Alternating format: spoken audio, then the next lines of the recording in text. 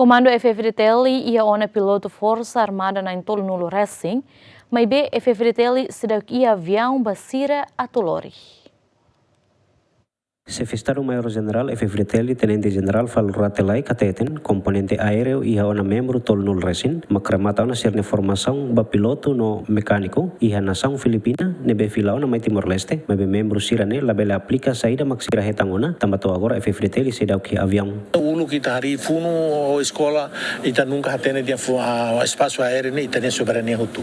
Nunca hatene quando ba marina neto ita agora o loro existiu depois do funo durante 24 anos amela hatene saída ma avião saída amela hatene de ma bomba ba amela letem amela hatene de ma avião supersônico sira Skyhawk sira fo bomba tiro sai fuzileiro naval sira bomba lá hatene agora ita ma carra se kono para ita ne ita la orgulho ne ita esperança nebe la lacona vontade nebe ia para halau buat nebe baui na fati.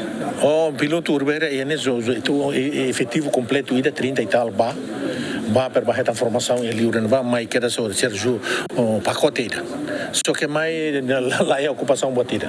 Nebe agora que continua be ia na fati ne lá além de piloto nebe íamos ida be mecânico be aeronavenia ida be ene ba be conduzo ida be navegador buat sana hutune mapamento sercene ia tu ia completo. Comandante componente aéreo Coronel Elder da Costa Hateten, membro FFDTL nebe hanesan piloto ni beleona hal operação ba avião kik no helicóptero sira. Essa avião que é avião tipo roi de bolha ne fixo ni deve asa fixo o helicóptero.